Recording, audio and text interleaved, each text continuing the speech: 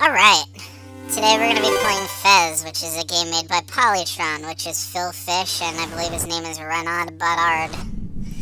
Fez uses an autosave mechanism, uses a Trixel engine, and an interesting tidbit is if you start Fez without a controller plugged in, it says press enter to start. If you plug a controller in, it changes to A. If you pull it out, it almost immediately changes back to enter, but if you start Fez with a controller already plugged in, it will never change back to anything if you pull it out.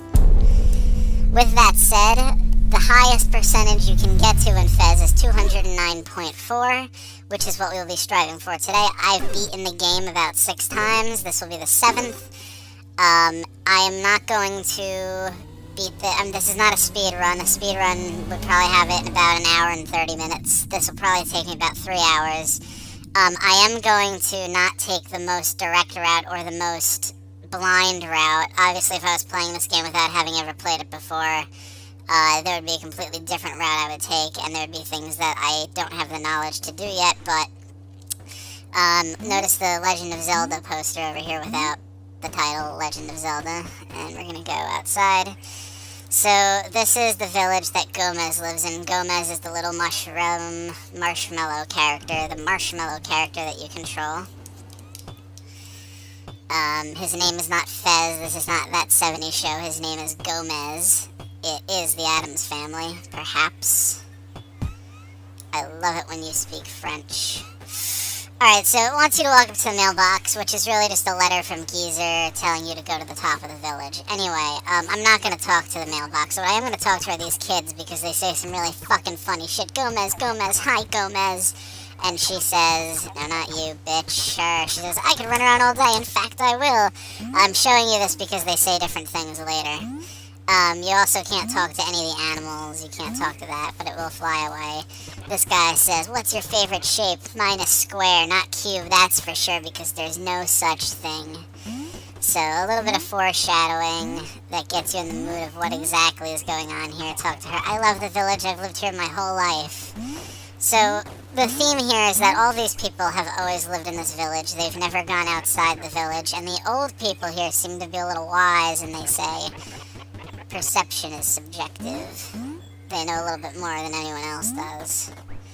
And there's these rooms. The village has a bunch of rooms. I think there's like 6 or 8 rooms, and they basically, seemingly, have nothing in them currently. Look at the painting on the wall there.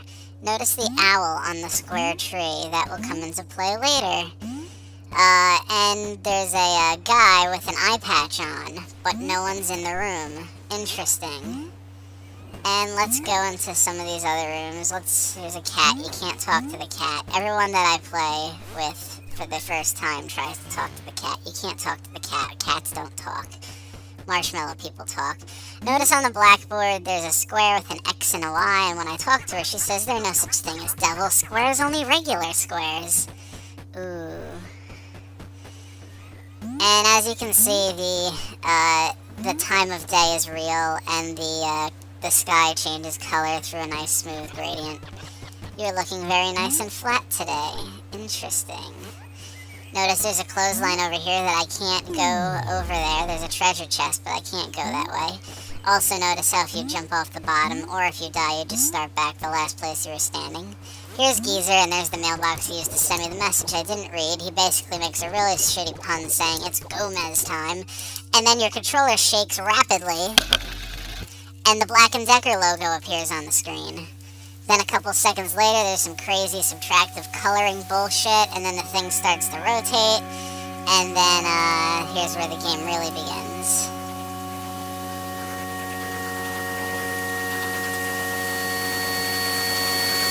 Yay. Notice he gets up off the ground, as if he fell to the ground. This thing's saying some weird shit. It's actually saying some really funny shit in a language you haven't learned yet. Actually, not a language, a cipher. It is actually just English. It says some pretty, interesting shit, like, I'll be your cube today. Prepare to have your mind blown. And then words fall from the sky, and it's like Close Encounters, the Third Kind. And then shit starts rotating in 3D, and then it's like the Amiga animation of the HBO primetime movie from the 80s. They played that animation before the movies back in the... Anyway. Then this thing happens. You'll see this happen again later on in the game. And this is where we get our Fez, which is where the name of the game comes from.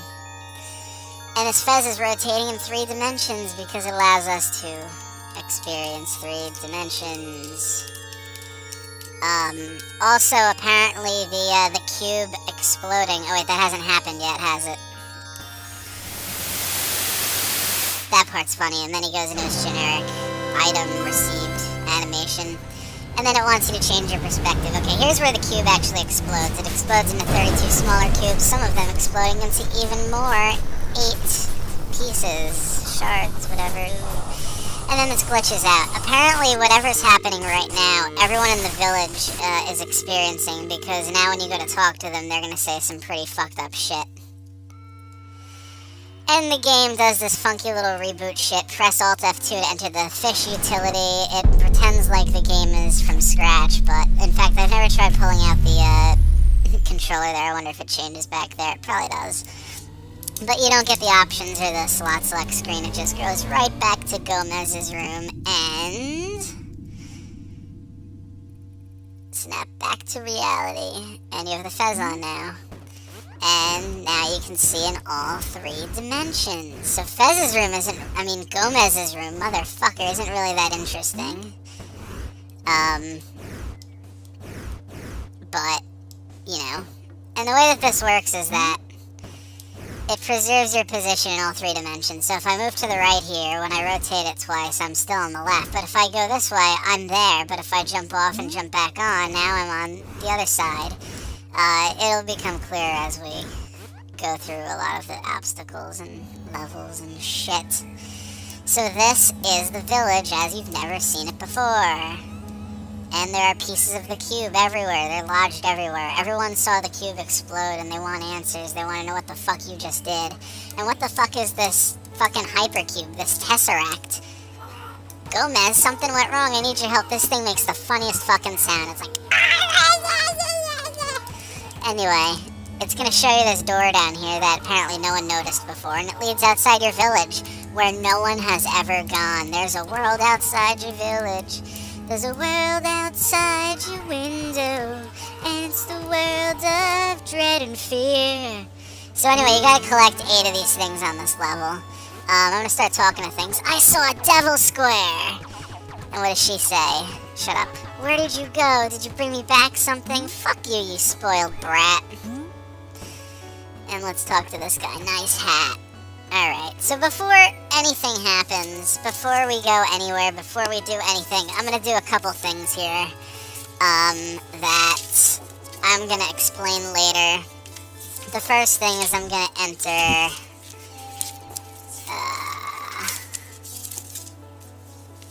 bear with me. First thing that's going to happen is we're going to do this.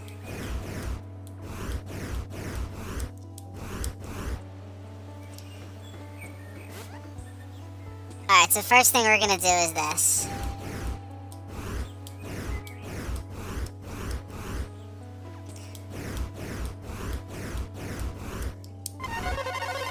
Alright, what is that? That's an anti-cube. It's like a secret. What did I do? I entered a code. Where was the code? It was on the achievement that I would have just unlocked if I did it. Anyway, you found your first anti-cube. For every cube, there's blah, blah, blah, blah, blah, blah, blah. So there's 32 anti-cubes. Nice hat, thanks. So instead of being flat today, I have a nice hat. Anyway, let's go in these doors. Basically, the point of the game is to recurse every level and go through all of the doors. Now, this room's kind of interesting because, first of all, you didn't really see this before. So there's a treasure chest, and there's going to be a key in here. Most of the treasure chests contain keys. Some of them contain cubes, and some of them contain maps. Actually, most of them contain keys. Some contain maps, and very few contain cubes. Alright, so then we're going to go through here. Oh, and also some contain artifacts, which is something they don't even tell you about. Ooh. So there's a couple interesting things here. Notice the owl. The owl is very important. Ooh, look at this. Look at that. Look at these Gomez's in the painting. They all have fezzes and they all fucking go in different directions. They must have fezzes, because if I didn't have a fez, I would be seeing this side of the room and only this side like before, but now I can see this side because I have a fez, so everyone over here must have a fez. And when you press the buttons in the way that the fezzes are, it goes right, left, left, right. Oh, looky there, ooh. I found an anti-cube in the secret room, na-na-na-na-na-na. Great. And now we're gonna go outside. And we're gonna go up. And we're gonna get this. Whee! And we're gonna talk to this guy. That was a cube, but that's non-possible. Oh, it's possible. What do you have to say? You're back. You were gone a long time. Yeah, you think? Now I have a key so I can go in here. Shut up. Ooh, look, it's a map. In my version of the game, it's black for some reason. No one knows why. Anyway, the paintings on the wall in here all have these weird squares, which are actually numbers, which you'll learn later, and I'll show you where you'll learn that. But forget that. They also have these weird Tetris shapes, and those are also fucking button presses. And when you fucking do them in the order of the numbers on the fucking wall, it goes up, right, left, A, right, left, down, right. And then that happens, and you're like, ooh, it's a secret. And then what happens is you go out the door. And then you find more doors to recurse through. Let's go in here. In here. Hello, in here. Go in here, you asshole. It's an empty room. Guess what? We had to go in here anyway, because if you don't go in every room, it's not 100% complete. You'll see it on the map when it lets us access the map. We don't know about the map yet, because no one told us about the map. Yeah, shut the fuck up, you bitch. We gotta climb up the ivy. Alright. Let's go in this door. Whee! Oh, look, there's a new dimension on the board. There's a question mark. What does she have to say? Can it be a new direction? Whoa, the teacher said whoa. What else is in here? Look, it's evolution of Gomez people. A clock. And look at the digestive system. Ooh, ee. And look, there's the village. It's a map of the village because that's their entire world. And now we can go up here. And what's around here? Ooh, there's a door. Let's go in the door. Go in the door. Yay. Ooh, look, it's a cupid. What a very boring abandoned room. Get out of here real quick. And here's another cube bit. They're actually called cube shards, but I'm gonna say cube bit. Look at what this guy has to say. It was really pretty, but don't do it again. These people are so set in their ways, they can't have anything. Alright, let's go in here. Oh, it's the kitchen, and there's a cube bit up here. I mean a cube shard. Shut up. When you open a door, the door stays open forever. If you see a closed door, it means you've never entered it. However, there are some doors that are open by default and aren't closed. The way you know if you've been through a door before is when you go near the door, Dot will show you what's in there. If you see what's in there, then you've been in there before. If nothing happens, then you haven't. Oh look, now I can just do this. Wow. A treasure chest. Let's open it. I bet it's another key. Yay. Interesting. Now let's go up.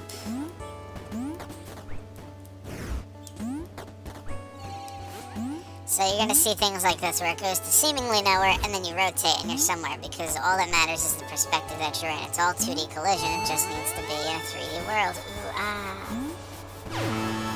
Look at that. Isn't it amazing? You found 4 cubes. You did it. Now you can unseal that door. I don't know about the door yet, Dot. You haven't shown me the door that requires 4 cubes yet, because I haven't gone through the one that requires 1. Oh, here's a door. Let's go through here. Oh no, look, it's the guy. It's been so long time. It's your turn now. I'm tired. Plus there's the eye thing. This guy lost an eye trying to put the world back together. Now I have to. Look in the painting. This is very important. There's an owl on a square tree. That'll come in handy later. There's another owl on a square tree. That'll also come in handy later. And take note where it is. There's another owl. Look where it is. And look. This guy knows everything that we're about to embark on. See that picture? That's the symbol that will be on shortcut doors. Let's go in here now. We must go down. And if I played my cards right, we should have completed everything. This is gonna make a funky sound when we go in the door.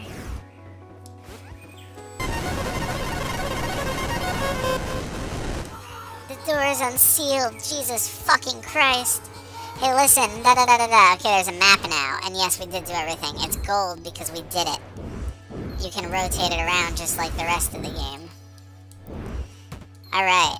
This has a question mark because there's a secret. That secret's at the top. It's the door, which is going to require 2 cubes. We already have 2 cubes, but you're not supposed to have 2 cubes yet because I did some anti-cube tricks. Anyway. Woo. There's another 8 cube shards in this area.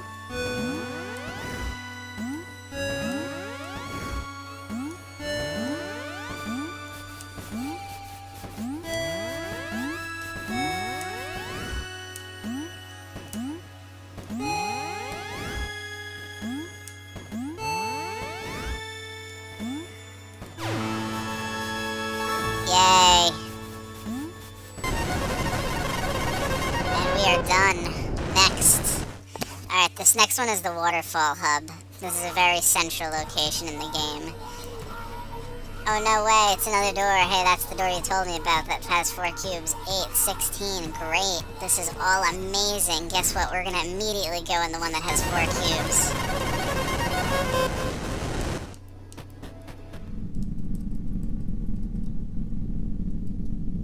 If this is the area I think it is pretty much self-contained, so we can get all of the stuff here before we move on. And that is a common theme that we will be playing in this game, is trying to finish an area before we go on to the next, which is hard because it is very big and non-linear. This room has no rotatey thing, which is very rare. Most rooms can be rotated. Even the small ones.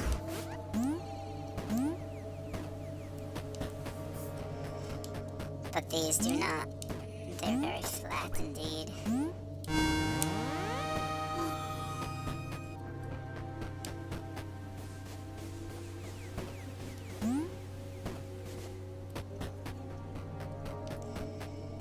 Nothing but a caterpillar.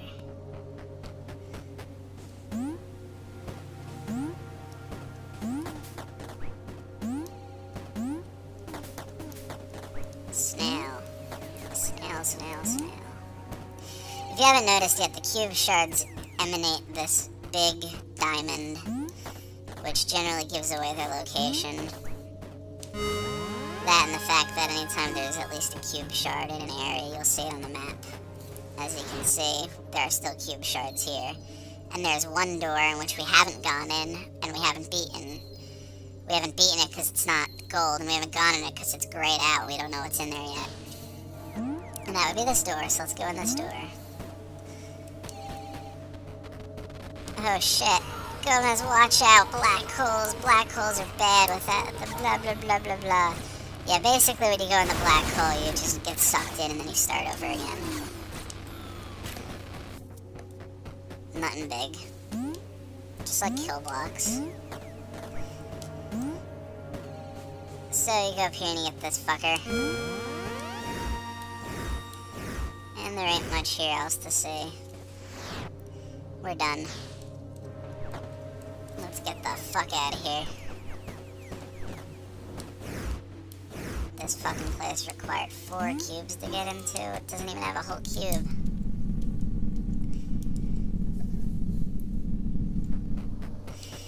Alright. Next we're gonna go do some super shit. We're gonna go up here. Oh, and one more thing, if you press Y, it'll bring up the inventory. Ooh, let's look at the inventory. We got 2 cubes, a map I can't see, no artifacts, and 3 anti-cubes. This is a secret shortcut door. We haven't found the other side yet, which is why it doesn't open. If you find the other side, they'll turn orange or yellow, and you can go in and move between two distant locations. Ooh. This is the next area. This is the greenish portal warp location thing. And this is another central location in the world. In fact, I'm usually here more often than I'm at the one at the waterfalls, which they try to pass off as the hub because it has all those doors and shit. Anyway, so the first thing we're going to do is we're going to grab all the cube shards, just to be thorough. Do we have them yet? Yep. And the first thing we're going to absolutely do is not go in the tree. That's an example of one of the doors that are already open. They don't have a door on them. And we're going to go into, not there, not the bell tower. We're going to go over here. No, over here. Oh, shit. Oh, shit.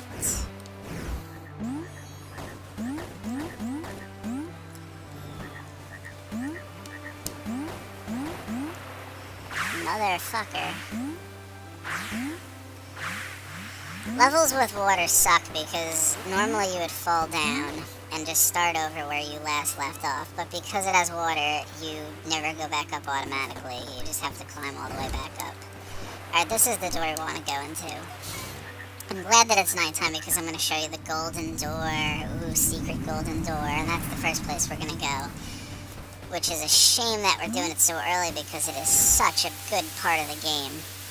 So this fucking Tetris thing here on the wall, this weird thing, is basically a code with all kinds of button presses that tells you that you gotta press left trigger, right A, right trigger, down, A, up. And let's try that again. Left trigger, left, right trigger, down, up, left trigger. That's the one. Sorry about that. And when you go in here, this is probably the coolest level in the entire game. I'm not gonna talk through this.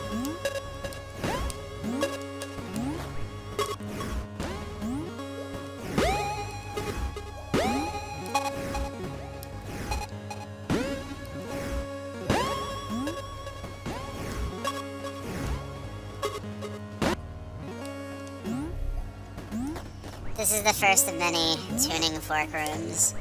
The way it works is that you stand up here on this tuning fork and your controller vibrates in different ways.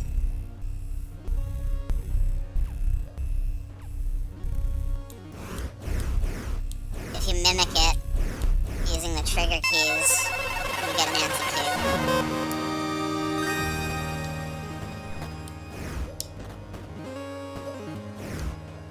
Back in here.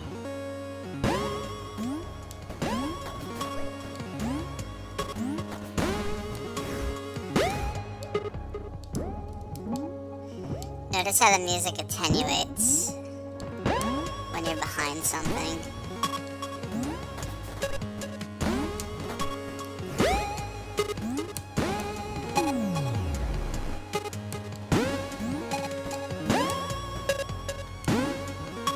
Fuck.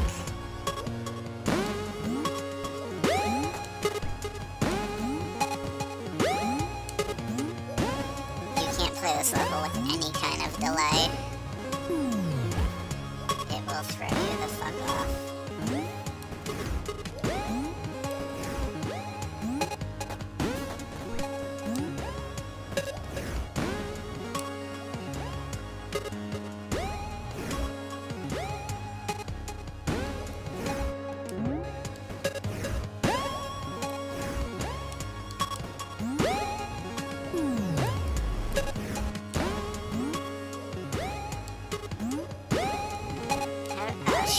Oh, fuck. That happens.